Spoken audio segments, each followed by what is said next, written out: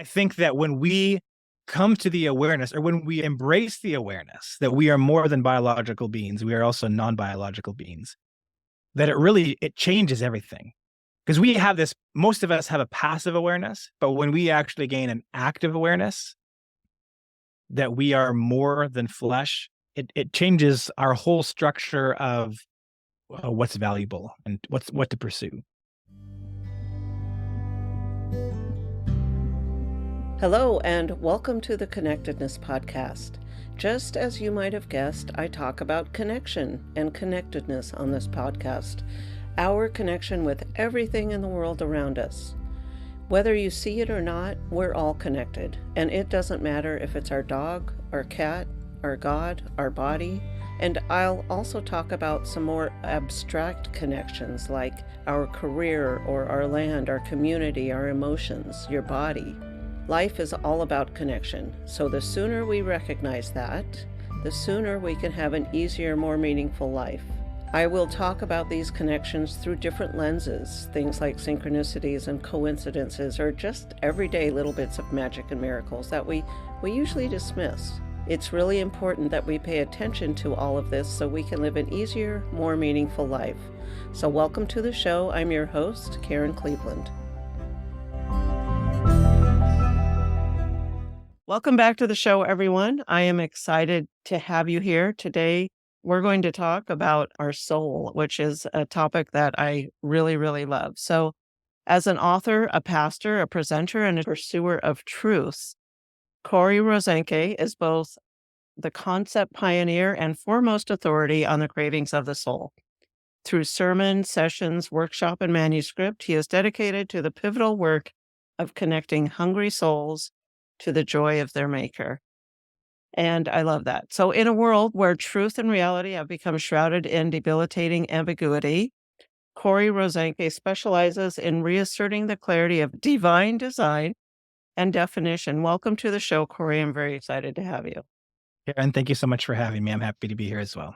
You know, and I have to say, one of the things that struck me when I was reading your bio and going through your information is you are firm in what you believe, and you're not afraid to say it. So that's what I love about having you on the show.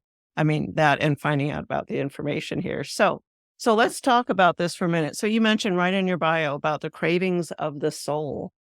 What are the cravings of the soul? What is the soul? We're just going to jump in, and how do you define what a soul is? And right. Well, Karen, I speak to a lot of people, whether it's podcasts or radio or TV, and oftentimes I'm speaking to people with completely different worldviews, and we have great discussions because what I'm really interested in is finding our point of connection, our point where we can agree to start with. And so I often get asked that question, like, what is the soul? How do we actually know that we have it? Right. And I often will tell people that some of the language I use is sometimes I use the word soul, but with some people I use the phrase our non-biological selves. And that is simply this: we are three-part beings, body, mind, and soul. And that's something that we all know. You know, sometimes I get asked, as you mentioned, what proof do you have that we have souls? And I'll generally start by saying, you're your own best evidence. We all intuitively know that we exist beyond biology. We all intuitively know that there is something beyond this flesh kind of that we are wrapped in. C.S. Lewis once said that creatures do not have cravings unless satisfaction for those cravings exists. oh my God, I love that. And then he gave several examples. He says, like, a baby feels hunger while there's such a thing as food, right? If there were never such a thing as food, there'd be no such thing as a craving for hunger, right? And he says, a duckling wants to swim while there's such a thing as water, right? If there had never been water, there never would have developed a desire to swim. But we as human beings have cravings that are not merely biological. We have cravings that go totally against the biological vein. Like, we crave the distinction between a moral right and a moral wrong. That is not a biological craving. In fact, Right. For those who simply believe us as biological creations, that's actually a real problem. That we each crave the justice or the awareness of, the right and wrong. We crave identity. Again, this is a craving that no other earthly creature craves.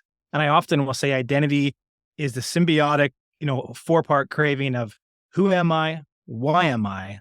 Do I have value? Do I have purpose? Mm, Again, that is simply a human craving. We crave the eternal. yes. For some, they crave God. There is within us something that it wants to reach out beyond, the biology around us. And as C.S. Lewis said, we don't have cravings unless satisfaction for those cravings exists. We would not have this inner longing for eternity or to reach out if that did not exist. So we have that internal witness, right? You have a soul. Right. And then I'll often say this, and this I believe is as scientific evidence as you can get. I often talk about the global and unanimous evidence of uncoerced conclusion. And that is to say that every culture that ever existed came to the conclusion that we exist beyond biology, independently and by themselves, right? The Europeans who believed in a soul, when they landed at Plymouth Rock, they came to, Native Americans who already believed in the soul. Now, the pilgrims brought religion, but they did not bring an awareness of the soul. It was already here, right? The Romans believed in a soul. And when they landed their legions north of the White Cliffs of Dover in Britain, they did not bring the knowledge of the soul to the Britons. The Britons already had an awareness of the soul. Long before Africa was ever subject to any kind of outside influence, right, or domination, they were aware of the soul. Yeah. And so when you consider the fact that every culture came to the same conclusion independently, I mean, that's as scientific a fact as you can get, right? I'll often tell the story, right? If I'm sitting in my living room and my son comes running in and he says, "Dad, did you hear that loud bang?" And I say, "No, I didn't hear that bang." And I'm wondering if he was hearing things or what happened. And then my wife comes in from the garden and she's like, "Hey, did you hear that bang?" I'm like, "Oh, two testimonies of a bang, different locations. Maybe there was something there." And then the neighbor phones and I answered and he's like, "Hey, did you guys hear that bang?" It's like, "Oh, there was clearly a bang. I did not hear it, but clearly it happened because there's all these testimonies that were not connected with each other." Well, you multiply that by thousands and tens of thousands, and you think of every culture came to the same conclusion that we exist beyond biology. That's as scientific a fact as you can get. In fact, I would often say that the reason there's so many religions in the world today is because it's each of these cultures' attempts to describe or put a framework around what they already intuitively know about themselves. True. Right. Right. They all started from their own places Yeah. and described what they know. So you're talking about it being eternal, non-biological. Mhm.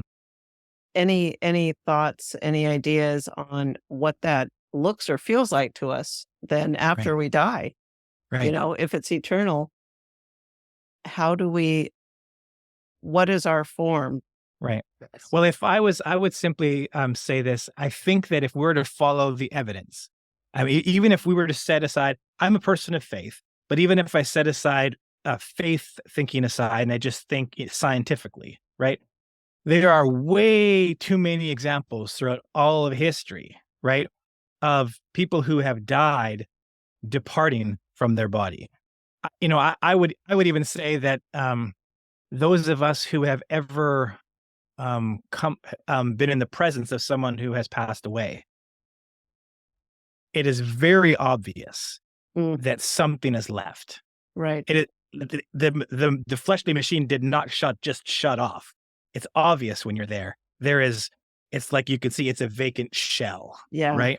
absolutely. Right. And so as far as, what our souls, what form they take, or obviously there'd be people who would have many different theories, different, their whatever their faith background might be, as far as what that looks like. That's something that could be discussed and debated. But for myself, I would say that I believe that our souls are not just, well, let me put it this way. I think that most of us, even though the vast majority of the population is aware that they have a soul, though they're not living like they're aware they have a soul, right?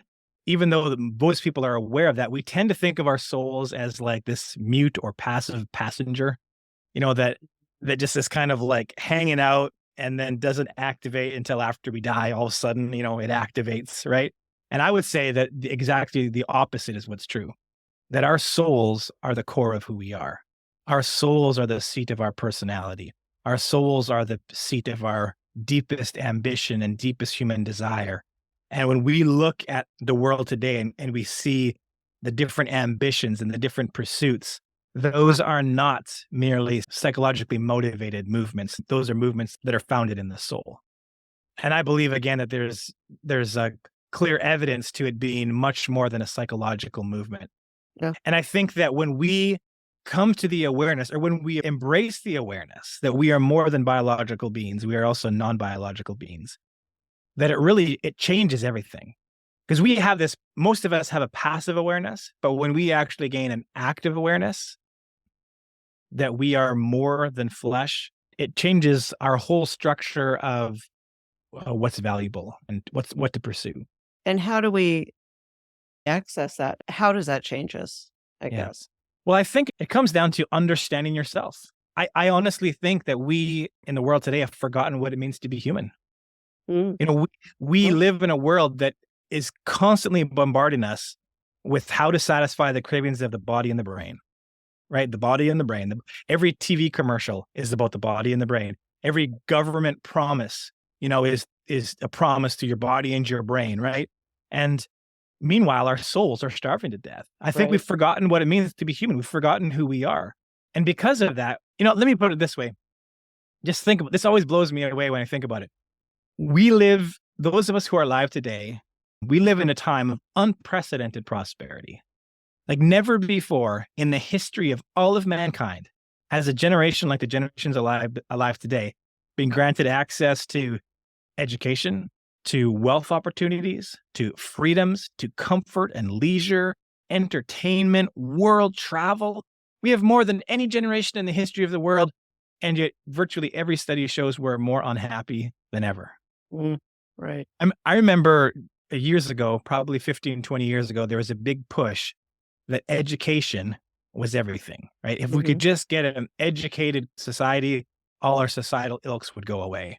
We have more education and more access to education than any time, and it has not gone away, right? And I think that ours is the generation that has, to a certain degree, reached the summit, and we've discovered that there's nothing there. And so Yeah. even though we're so rich and so prosperous, like I said, virtually every study shows we're more depressed than ever. Right. We are anxious. We are nervous. I would even say in many cases, under the surface of society, there's like this building rage. There is a tension. Despite all our education, we are more confused than ever about so many aspects of life. And I believe it's because we've forgotten who we are. Because we've been told, I would say for thousands of years, that if we will just reach the top of that financial mountain, Yeah. we'll have peace. That's it. Or It'll be made.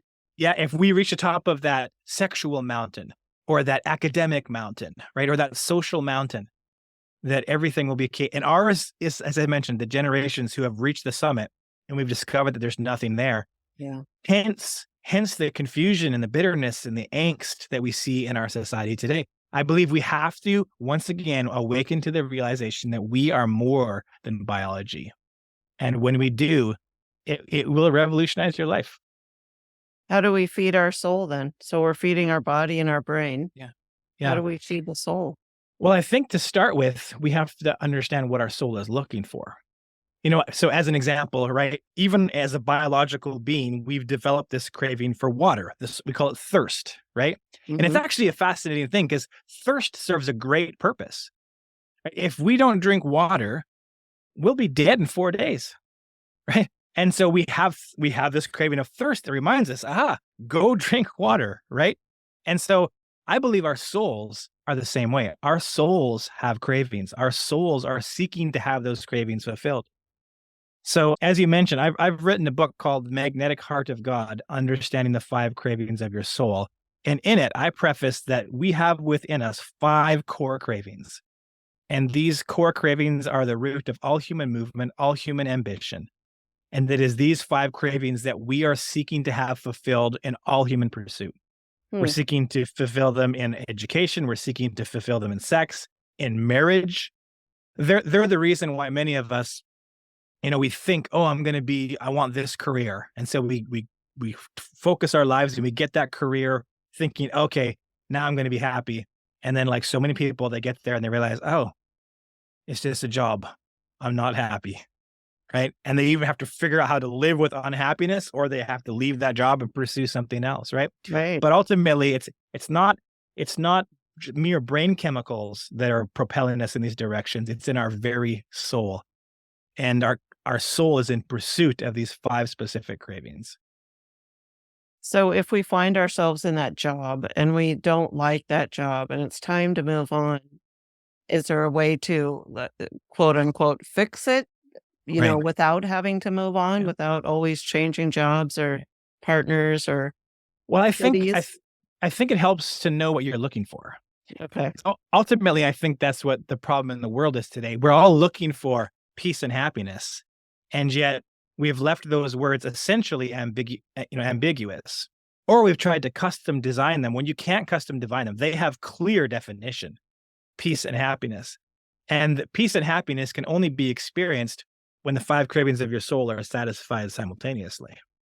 Okay. So let me just kind of run quickly through these cravings Yeah, and then please. give more sense. So the first craving is the craving for security. Every human being on earth is drawn through life by a craving for security. And I break security into 2 parts. There's physical security, which of course is what many people would call our survival instinct, right? And then there's relational security. And that is, we all need to know that our hearts are safe in the hands of those who hold them. Mm. We cannot live a happy and peaceful life if we do not feel secure in our person, and in our relationships. Secondly is the craving for identity. As I mentioned, identity asks 4 symbiotic questions. Who am I? Why am I? Do I have value? Do I have purpose? Mm. You can have all the money in the world. You can have all the sex in the world. You can have all the fame in the world. But if you don't know who you are, you won't have peace. Mhm. Again, this is very well documented throughout culture and history. Thirdly, the craving for independence.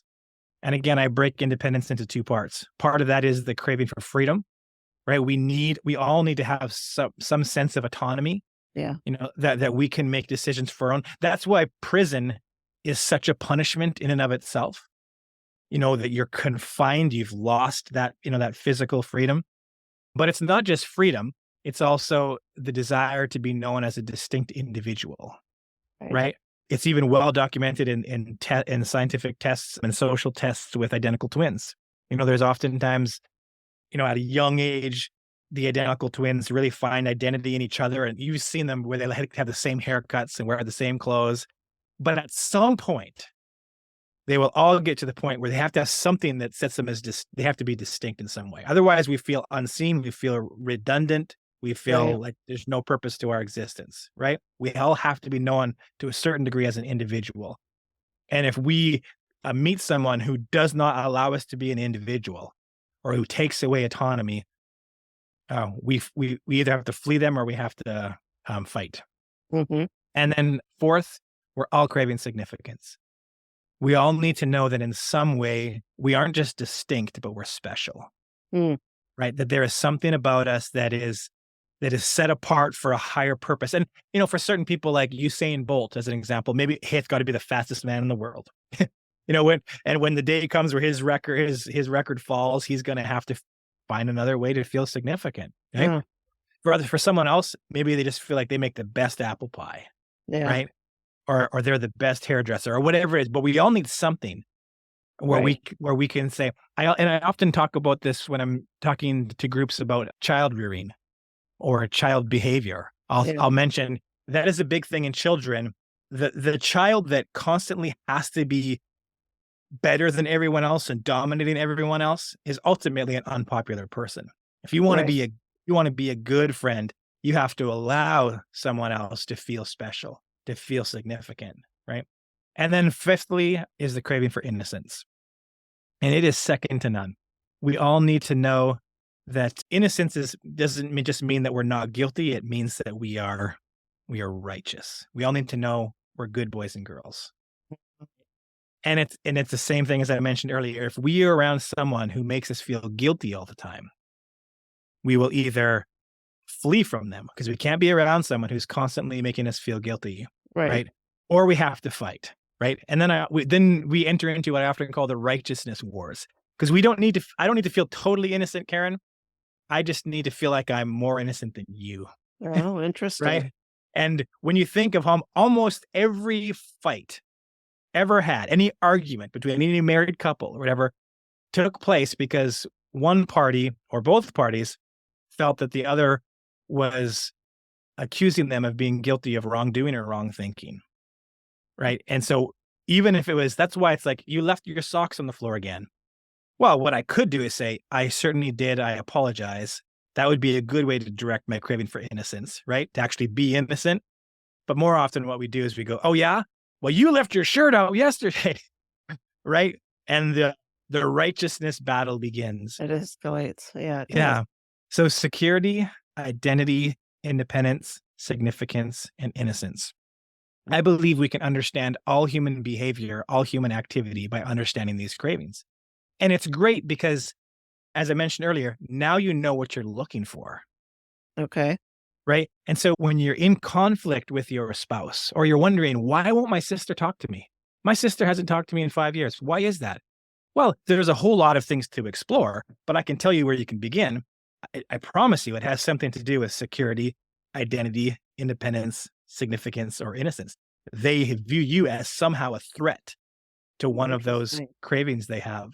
And it allows you to first off to narrow it down and to be, okay, where does this come from?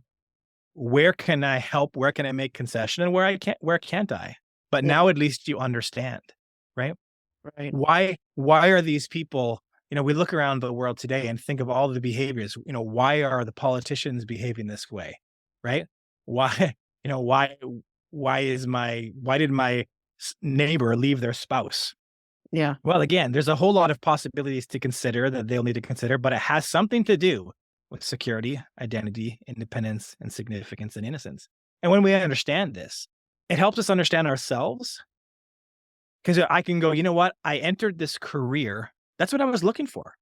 I was looking to satisfy one or all of these 5 cravings in this career. Right. And here's the thing. These are non-biological cravings, which by default means they cannot be satisfied in biological things. Yeah. And at the end of the day, that is what I believe why we see the angst in the world that we do, Hmm. is that people are trying to satisfy non-biological cravings with biological things. Yeah. And even in the field, I come across this oftentimes in coaching and therapy and whatnot. Even in that field, we have viewed all human behavior through a psychological lens to our detriment. Mm-hmm. Because definitely we are still 3-part beings, body, mind, and soul. The psychology is a very important science, a very important study, but deeper than that is the soul. And if we really truly want to find the root of human behavior, we have to look at the soul. And so how does one start to satisfy these cravings? What kind of a practice does it take, or a exercise, or I mean, we have to, move our biological self in some Mhm. way, right? Yeah. And I'm sure in the book you must have some ideas on how Yeah. that is. Yeah. Well, I definitely, at the end of the day, because these are not biological cravings, they have to be satisfied someplace where it's not that it's not biological. So that's why I named the book "The Magnetic Heart of God: Understanding the 5 Cravings of Your Soul." Is that at the end of the day, I believe that we were designed to live in connection with our Maker. Mhm. You know, I'm a person of faith, so I have a specific view on this. But for those who have different ideas, the place that the point of agreement I think we can come to is to say, you were designed. That's why I use that language. You were designed to live in connection with your maker, right? Yeah. And no other existence will satisfy the human soul. A seagull may be happy with whatever they can find in McDonald's parking lot. And a monkey will be happy with bananas, but we are different. We are, I don't want to say more complex, but we are different. We will not be satisfied, with pizza and with a new car and with a big house. I promise you, Right. every human being has discovered this. Once you get these things, it's never enough. Right? That's right. it doesn't fill the void. Yeah. Why? Because you cannot fill a non-biological void with biological things. It doesn't work. I Yeah. saw an interview with Elon Musk a while ago, the richest man, that we know, whoever existed in all of human history to what we know so far, right? Yeah. And the interviewer asked him, they said, "Are you happy?" And Elon paused for a moment. And you could see he was thinking. And then he kind of slowly mouthed the words, "I don't think many people would want to be me." You Uh, know, when you think of this, the richest man who ever lived, there is nothing that he cannot have as far as what the world is offering, right. right? Right. And it's not filling the void. Jim Carrey, the Canadian comedian, I heard a quote from him a while ago as well. He said, "I wish that everybody could experience riches and fame so that they would realize that that's not the answer." Right. Right? Once Right. again, we have a guy hugely famous, Yeah. hugely wealthy, and these guys aren't the exceptions. This is the rule. Yeah. You know something. You no sooner get $1 million when you are either scared because now you got to fight to protect that $1 million, or I need 2 million. I need 3 million. Yeah. Right? That's why you just buy a brand new car. You've been coveting that car for 2 years. You get that brand new car. I mean, how many months, weeks, even days is it before we Right. realize, that's not enough. It doesn't fill Exactly. the void, right? There. And so at the end of the day, I believe we now know what we're looking for in these 5 cravings, Hmm. right? And for some people out there, people perhaps who aren't of faith, that is beneficial to them in and of themselves. I've actually had atheists read my book and say, "I'm not totally ready to agree with you on your faith conclusions, but simply understanding what I'm looking for now it's changed everything," right? Now, Yeah. now at least I can Yeah. put word to that ache inside me, right? When I'm sitting home watching Netflix, Right. feeling entertained but feeling empty, right? Right. Right. Right. But for those who are interested or willing to pursue a faith perspective, I say that's when I believe coming into connection with your maker, that's what ends up, that's the only thing that can, at the end of the day, give you the security, the identity, the independence, the significance, and the innocence that you truly need. Well, and I think I don't know how you feel about it, but some people can define their maker different ways, but Mm. still coming into connection with the divine, with something Yeah. greater than themselves. Yeah. Yep. Um, Well, and I speak to people from all different worldviews. I'll be right up front and with everyone, I'm a Christian, right? yeah. And so I believe that ultimately, when I think of God, that is the lens through which I'm viewing the answer, right? But I encourage people to start where you're at. I'm not one of these people that's like, I'm not out here to try to rush people to my way of thinking. What I want to do is help people and say, "Hey, this is what you're looking for," right? And now that you know what you're looking for, you'll have a better chance of finding it.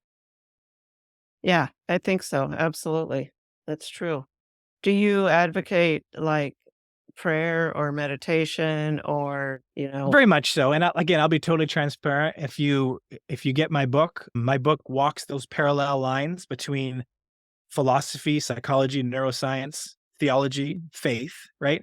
So in my book, like I said, I reach and offer a Christian conclusion, right? uh-huh. And so I absolutely advocate. I mean, that ultimately is what it means to be in connection with our Maker. Is prayer and meditation, right? And scripture reading, right? So yeah, I 100% advocate that. Nice. I'm completely like in agreement that these things, these cravings that you talk about are things that we need to fulfill, Mhm. in order to find that peace and happiness. Do you think people can find all 5 of these in their lifetime and be I fulfilled, I I guess? think I believe that you can find, not only can you find them in your lifetime, you can find them tomorrow. You can find them today, and you don't need to make more money. You don't need to change apartments. You don't need a new car. You I don't need to see. leave your relationships, because they happen because you come into connection with your maker. Uh-huh. Right? And as I mentioned, I believe I have a specific view on that, but I'm happy to support and cheer people on from whatever starting point they happen to be at. Right? Yeah. And for those who are like, "I love the idea. I understand that I have a soul. These 5 cravings make sense to me. I'm not ready yet to pursue any kind of organized religion or clear definition of God, at least they have a start, Yeah. right? And that's what I'm looking to try to help people on. I'm not here as a preacher trying to rush people to my faith. I just want to say I want to help anyone I can find. This is what you're looking for. And then Yeah. ultimately, I believe and I hope that they will get, I believe that there is ultimately a place where you're going to experience that connection with your maker and you're going to have that fulfillment. And don't get me wrong, I should also say this. I believe that we as human beings if our purpose, to be honest, oftentimes get asked about purpose. Our purpose is to reflect these satisfaction for these cravings to each other. Let me put it this way. I can't be your source of security, Karen. Right. If I become your source of security, I'm going to let you down. Yeah. Not because I want to, just because I'm a flawed, failed human, right? But what we absolutely have to do is reflect these cravings to each other. Like husbands and wives, well, you cannot be the source or the satisfaction of these cravings in each other, which I believe is unfortunately exactly what we have unwittingly done. Mm-hmm. And we've put a burden on spouses that are impossible to carry, right? But absolutely, you should reflect security, identity, independence, significance, and innocence to each other. You should reflect that to one another. And not only that, if you don't, it's over, right? If you want to climb the workplace ladder, you need to be a place where you reflect, you bring into that organization security, identity, independence, and significance and innocence. And if you do, you will climb the corporate ladder. But if you threaten one of those cravings in the company, you'll be out, right? So absolutely, we need to live our lives trying to reflect these cravings to each other, but not as the source, right? None of us can be the source of another person's identity or innocence because we're too flawed, right? Only in our maker can we actually find the source. Yes. Okay. Interesting. In perspective of seeking these cravings and fulfilling these cravings, what do you see people in the world doing that they need to stop doing? Like, what's keeping them away from these or avoiding? Or is it a matter of education? No one's ever told them that's what they're looking for? Or is it that something else that is keeping them from these core cravings? I think it's both. I think that at the end of the day, knowledge is revelation. And so when you have a revelation about something, you become aware, you've gained knowledge, right? And so part of me is on a mission to help people come to that revelation about themselves. So that they know what they're looking for. But at the end of the day, I'll tell you what the problem is. Since the beginning of documented history, we've looked to satisfy these cravings in the same old places. It has not changed in thousands of years, right? Wealth, power, control, sex, self-righteousness, puffed up idea of philosophy about ourselves, psychedelics, drugs and alcohol, right? These are all like education has kind of another one that's kind of come out. And for thousands of years, it's the same thing that we're trying to look for. And if you look at history, we get more of it. We get more, we keep getting more, and it's never enough.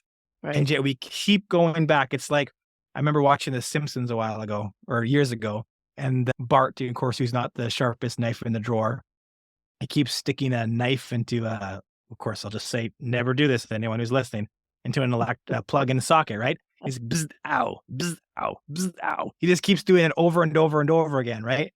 That's what we as human beings have done. Yeah. And we keep going to these, and except every TV commercial keeps propagating this. Man, right. Every politician keeps promising this. Yeah. It will never happen. And yet all of us dream of being the exception to the rule.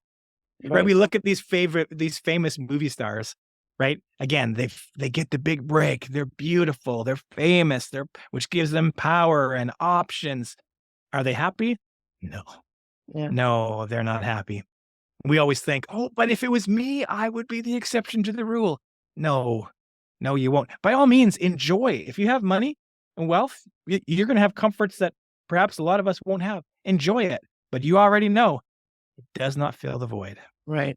Right. So true.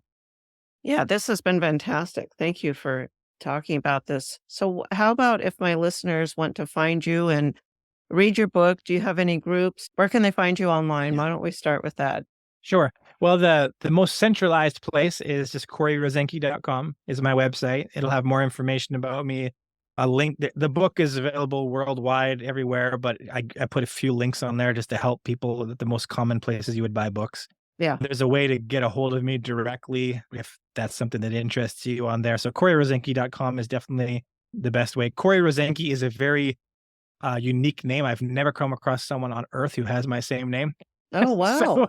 So if you type my name, Cory Rosenke, you'll get access to my Facebook stuff and my Twitter, obviously my website. And I've often I wish my name wasn't Rosenke. I wish it was like Smith or something because everyone would remember, oh, Cory Smith. Well, it's not Yeah. that. So if you can't remember CoryRosenke.com, The Magnetic Heart of God, again, if you type that Oh. in, the book will pop up somewhere near you. Well, the links will be in the show notes, but for those that are listening and not, at a computer, I want to know. So, do you offer any classes with the book? Any? Yeah. Yes, I am, especially in 2024. I will Okay. begin traveling around doing workshops. And again, I will be doing these in multiple environments, in faith environments, churches, or whatever who want to hear more about this. I plan on getting on university campuses and speaking to different clubs and groups there. And the beautiful thing about this is when you finally identify the cravings of your soul, it has application to everything. Marriage workshops, Right. spouses finally understanding Right. each other, right? Yeah. Workplace health, finally understanding what it is that's going to make these people work together in a good and productive way, right? It has application for everything. So yeah, I'm open to all places to come and speak and do workshops or just give a specific pep talk or sermon or like I said, whatever the environment is I'm going into. 2024 will be a big year for that. I'm also a certified transformational coach. So for those who would like one-on-one coaching on understanding who they are, that's something I do as well. Fantastic. Well, I'm grateful that you were here with me today. Thank you. And I know the listeners will love you or have loved this now that we are finished. And again, everyone, Cory Rosenke. It's Rosenke, right? You got it. Yeah. Go check it out. And thank you, everyone, for being here. Thank you, Cory, for being on the show. Thank you. I appreciate it. All right. Thanks. Bye-bye.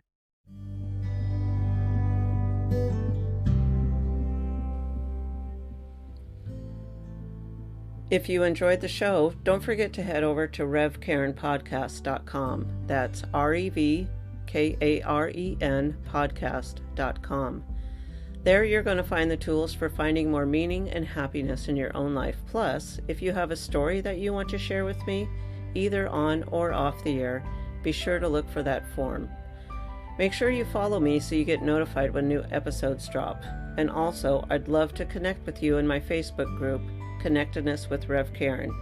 So head over to revkarenpodcast.com. I hope to see you there.